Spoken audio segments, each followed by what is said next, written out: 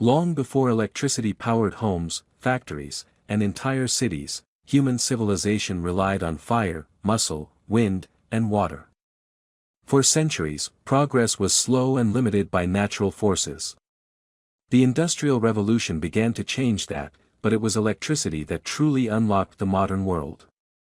Understanding how electricity became widespread requires understanding one of the most important technological conflicts in history, the rivalry between Thomas Edison and Nikola Tesla. In the early 19th century, electricity was mostly a scientific curiosity. Researchers experimented with batteries, magnets, and primitive generators, but there was no large-scale practical application. The idea that electricity could power entire cities seemed unrealistic. Gas lighting dominated urban areas, even though it was inefficient, expensive, and dangerous. Explosions, fires, and toxic fumes were common. By the mid-1800s, industrialized nations were searching for better solutions. Factories needed reliable power sources. Cities needed safer lighting.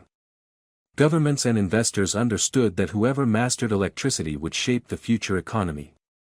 This created the perfect environment for competition, ambition, and conflict. Thomas Edison emerged from this environment as one of the most famous inventors in America. Unlike the romantic image often associated with inventors, Edison was not a lone genius working in isolation. He was a system builder. He surrounded himself with teams of engineers, machinists, and researchers.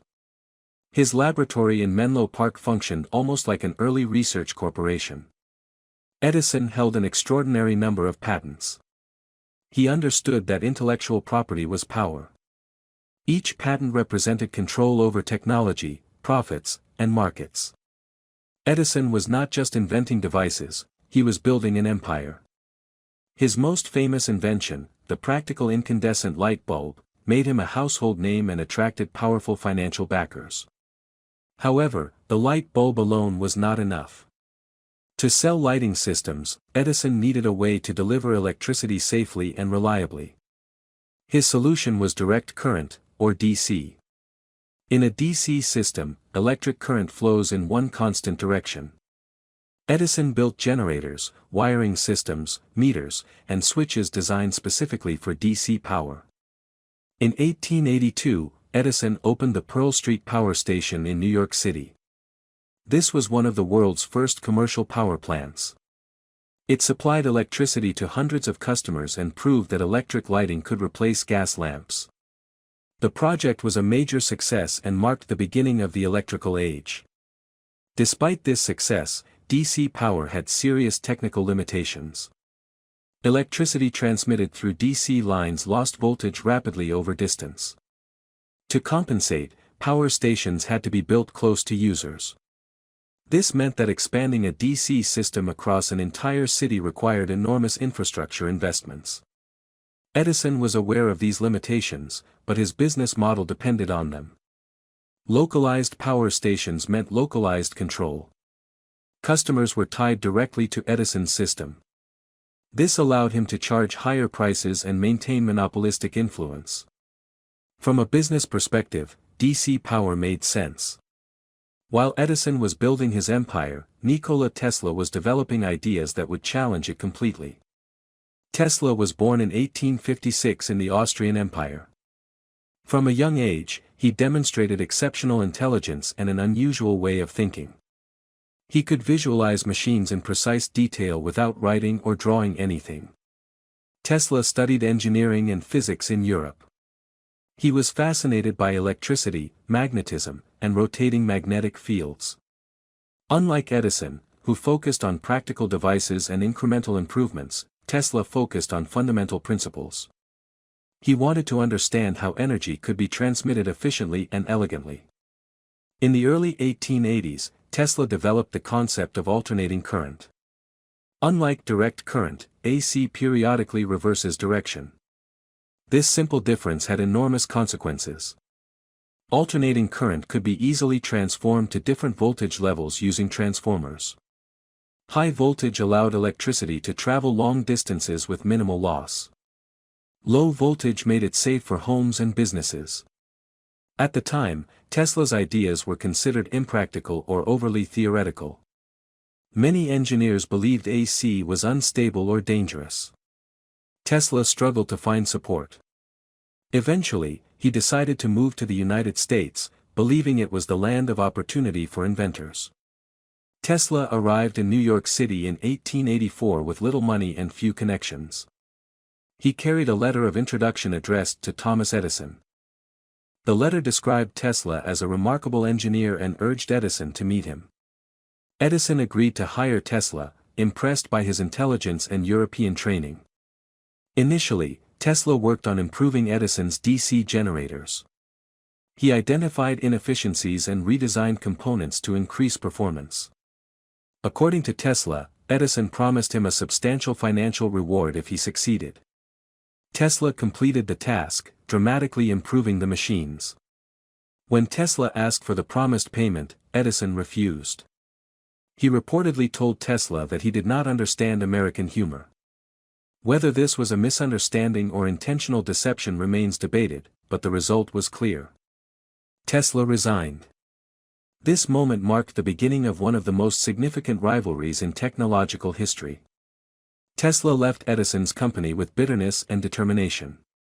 He was convinced that DC power was a dead end and that AC was the future. For a period, Tesla struggled financially. He worked menial jobs, including digging ditches, just to survive. Despite these hardships, he continued to develop his ideas. Eventually, his work attracted the attention of George Westinghouse. Westinghouse was an industrialist and inventor known for developing the railway air brake system. He was practical, business-minded, and open to new ideas. When he learned about Tesla's AC patents, he immediately recognized their potential. Westinghouse purchased the rights to Tesla's inventions and hired him as a consultant. This partnership changed everything. With Westinghouse's resources and Tesla's technology, alternating current became a serious competitor to Edison's system. The electrical industry was no longer a one-man domain. As AC installations began to spread, Edison felt threatened. He had invested heavily in DC infrastructure. His patents, power stations, and distribution systems were all based on direct current. A widespread shift to AC would render much of his empire obsolete. Rather than adapting, Edison chose to fight. He launched a campaign to portray alternating current as dangerous. He emphasized that AC operated at high voltages, which could cause fatal accidents if mishandled. While it was true that high-voltage electricity was dangerous, Edison exaggerated the risks and ignored the safety measures built into AC systems. Edison's campaign included public demonstrations. Animals were electrocuted using alternating current to show its lethality. These demonstrations were controversial even at the time and deeply disturbing by modern standards. Edison's goal was not scientific education, it was public fear. The campaign reached its darkest point with the development of the electric chair. Edison supported the use of alternating current for executions, ensuring that AC would be associated with death. Although Edison did not invent the electric chair, his influence shaped its adoption. Meanwhile, Westinghouse fought back legally and publicly. He funded legal defenses for prisoners sentenced to death by electric chair, arguing that the method was cruel and unusual. He also emphasized that DC power could be just as dangerous if misused. As the war of the currents intensified, cities, investors, and governments were forced to choose sides. The outcome would determine how electricity would be delivered for generations. This conflict was no longer just about engineering. It was about money, power, reputation, and the future of modern society. As the war of the currents intensified, the debate between direct current and alternating current moved far beyond laboratories and engineering journals. It entered newspapers, courtrooms, public demonstrations, and political discussions. Ordinary citizens, many of whom barely understood electricity, were now being asked to trust one system over the other. Fear, misinformation, and economic interests shaped public opinion as much as scientific facts. Edison's campaign against alternating current relied heavily on fear. He emphasized the dangers of high-voltage transmission, repeatedly stating that AC was inherently unsafe for public use. Newspapers often echoed these claims, sometimes exaggerating accidents involving electrical systems.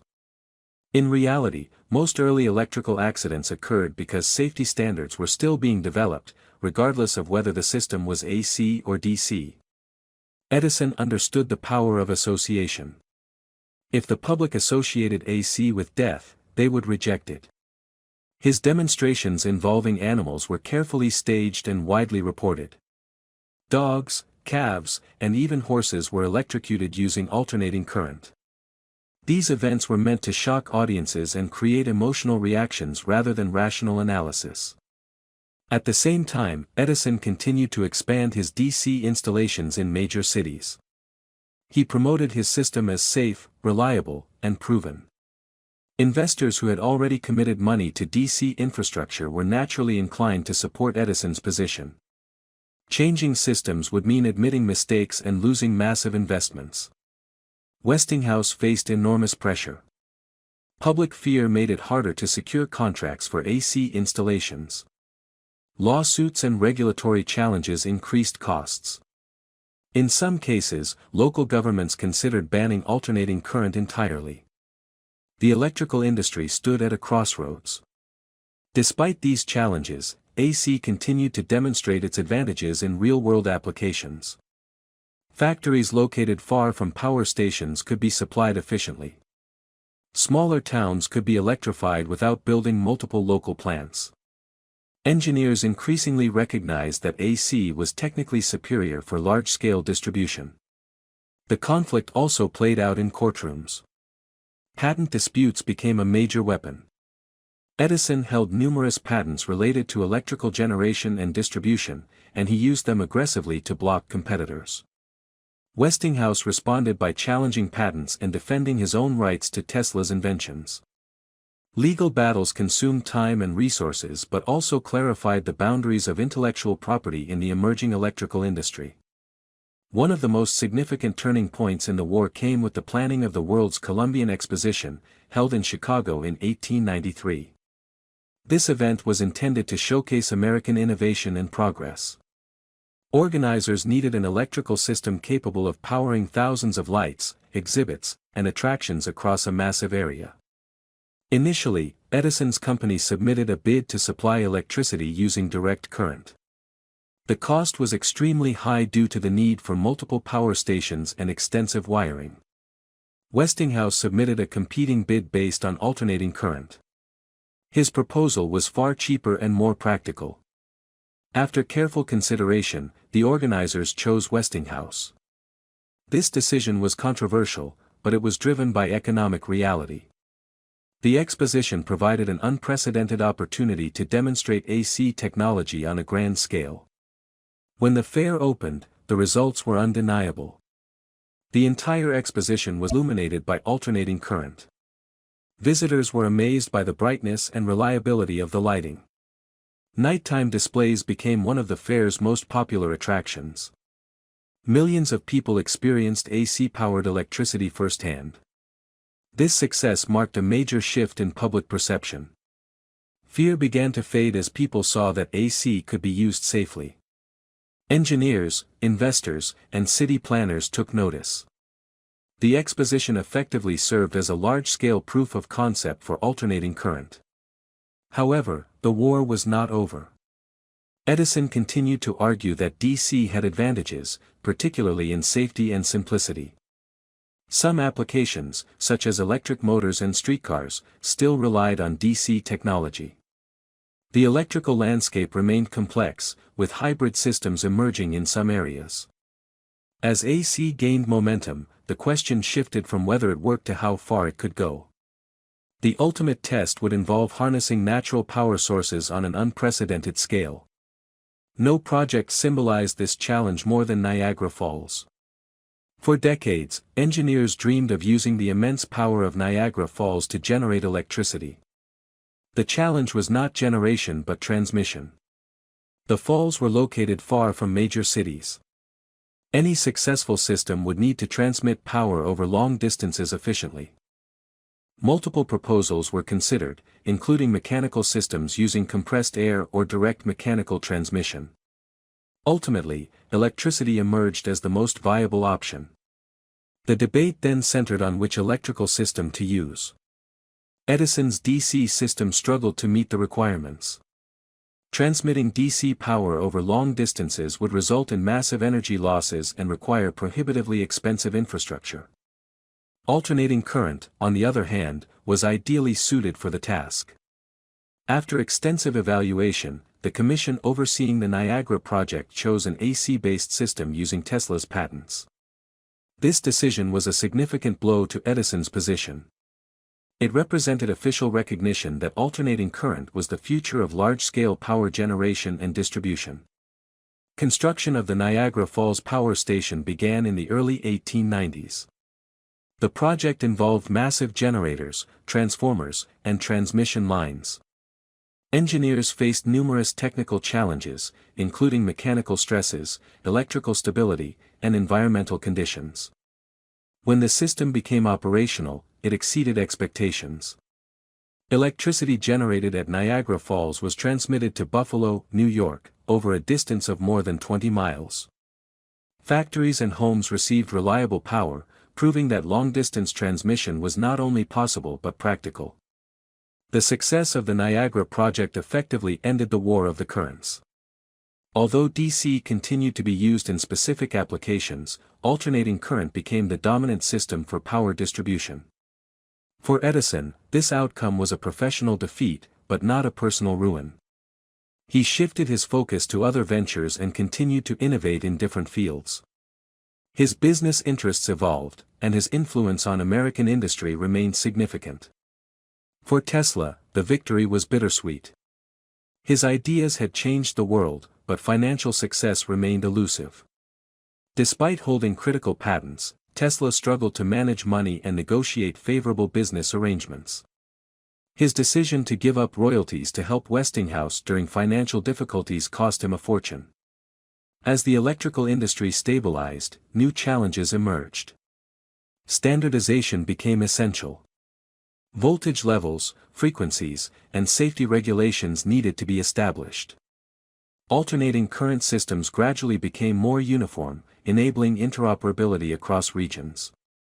The rivalry between Tesla and Edison left a lasting legacy. It shaped not only the technical infrastructure of modern society but also the way innovation, patents, and corporate power interact. The War of the Currents demonstrated that technological progress is influenced as much by human behavior as by scientific discovery. By the end of the 19th century, electricity had transformed daily life. Homes were brighter and safer. Factories operated more efficiently. Cities expanded beyond previous limitations. The foundations of the modern electrical grid were firmly in place. Yet the story was not over. The consequences of this conflict would continue to influence technology, economics, and energy policy for decades to come. By the late 1890s, the War of the Currents had effectively been decided. Alternating current had proven itself as the most efficient and practical solution for large-scale power generation and distribution. However, the end of the technical debate did not mean the end of its consequences. The decisions made during this period shaped the electrical world for more than a century and continue to influence how energy is produced, transmitted, and consumed today. After the success of the Niagara Falls project, alternating current became the standard for power grids across the United States and eventually the world. Utilities adopted AC systems because they allowed electricity to be generated far from cities and transmitted efficiently over long distances. This flexibility enabled the rapid expansion of urban areas and industrial zones. Direct current did not disappear entirely.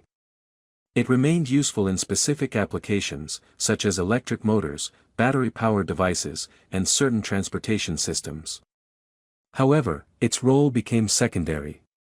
The backbone of national and international power grids was built on alternating current. Thomas Edison's response to this shift was pragmatic.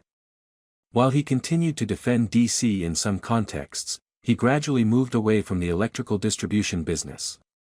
Edison remained an influential inventor and entrepreneur, working on motion pictures, sound recording, and industrial research. His reputation as one of America's greatest inventors endured, even though his preferred electrical system did not dominate the future. Nikola Tesla's path was far more complicated. Despite his critical role in shaping modern electricity, Tesla struggled financially and professionally. He continued to invent and propose ambitious ideas, including wireless power transmission, radio communication, and advanced energy concepts. Many of these ideas were ahead of their time and difficult to implement with the technology available. Tesla's lack of business skills and his tendency to prioritize ideas over profits made him vulnerable. He often trusted investors who did not share his vision or who took advantage of his generosity. The most famous example was his decision to give up royalties from his AC patents to help Westinghouse survive financial difficulties. This act saved the company but cost Tesla millions of dollars. As the 20th century began, new technologies emerged that further transformed the electrical landscape. Power grids expanded rapidly. Standard frequencies, such as 60 Hz in North America and 50 Hz in many other regions, were adopted to ensure compatibility. Safety regulations improved, reducing accidents and increasing public trust in electrical systems. Interestingly, direct current began to experience a limited revival in specific areas. High-voltage direct current, or HVDC, emerged as a solution for certain long-distance transmission challenges. HVDC systems reduce energy losses over extremely long distances and are particularly useful for underwater cables and connections between different grid systems. This development highlights an important lesson from the War of the Currents. Technological conflicts are rarely absolute. While alternating current became dominant, direct current never became obsolete. Instead, both systems found roles where they performed best. Modern electrical infrastructure is a hybrid, combining elements of both AC and DC. The rivalry between Tesla and Edison also influenced how society views inventors and innovation. Edison represented a model of invention rooted in commercialization, teamwork, and incremental improvement. His laboratories functioned as early research institutions, blending science and business. Tesla, in contrast, embodied the image of the solitary genius, driven by vision rather than profit. Neither model was perfect. Edison's approach enabled rapid deployment and financial success but sometimes prioritized control over progress. Tesla's approach produced groundbreaking ideas but lacked sustainability without strong organizational support. Together, they illustrate the complex relationship between creativity, money, and power. The War of the Currents also shaped patent law and corporate strategy. Companies learned the importance of intellectual property not only as a legal tool but as a competitive weapon. Patent portfolios became essential assets. Legal battles over technology became common in emerging industries, from telecommunications to computing. This pattern continues today. Modern technology companies engage in patent disputes that echo the strategies used by Edison and Westinghouse. Lawsuits over smartphones, software, and communication standards reflect the same underlying dynamics. Control of technology leads to control of markets. Tesla's reputation underwent a dramatic transformation long after his death. During his lifetime, he was often viewed as eccentric or impractical. After his death in 1943, interest in his work gradually increased. Historians, engineers, and the public began to recognize the significance of his contributions.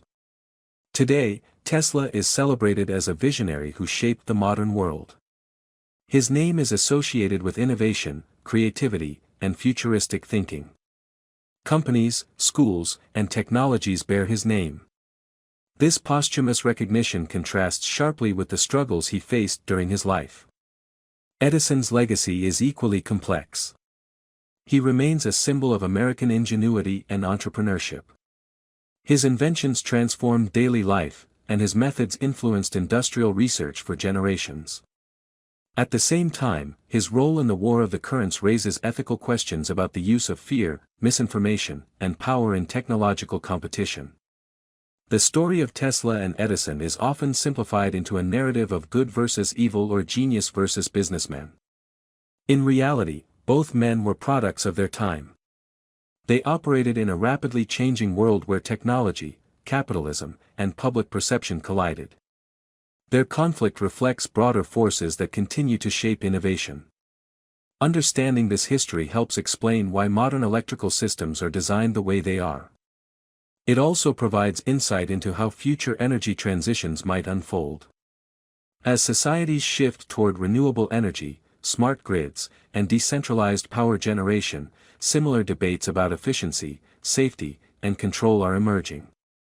Solar panels, wind turbines, and battery storage systems introduce new challenges and opportunities. Direct current plays a growing role in renewable energy and digital electronics. Alternating current remains essential for large-scale distribution. Once again, engineers and policymakers must balance competing technologies and interests. The war of the currents teaches that technological decisions have long-term consequences. Infrastructure choices made today will shape society for decades. The conflict between Tesla and Edison reminds us that innovation is not just about discovering better solutions but about navigating economic, political, and social realities. Electricity is so deeply integrated into modern life that it is often taken for granted. Lights turn on instantly. Devices charge silently. Power flows invisibly through wires beneath streets and across landscapes. Behind this simplicity lies a complex history of experimentation, rivalry, and compromise. Every electrical outlet, power line, and transformer carries the legacy of the war of the currents. The choice between AC and DC was not just a technical preference, it was a decision that determined how cities would grow, how industries would operate, and how societies would function. In the end, the war was decided not by one man alone but by a combination of engineering realities, economic pressures, and public experience. Alternating current succeeded because it solved problems that direct current could not solve at scale. The world adopted the system that best matched its needs. The rivalry between Tesla and Edison remains one of the most influential conflicts in technological history. It demonstrates that progress often emerges from competition, even when that competition is intense and controversial. It also shows that recognition and reward do not always align with contribution. Tesla's ideas power the world, even though he did not profit from them as others did. Edison's influence shaped industries, even though some of his positions were ultimately overcome. Both men left an indelible mark on history. The war of the currents decided how the world uses electricity, but its deeper lesson is about the nature of innovation itself. Technology advances through a combination of vision, conflict, cooperation, and compromise. Understanding this process helps us better navigate the challenges of the future. This story is not just about the past. It is about how society chooses its technologies and how those choices define the world we live in.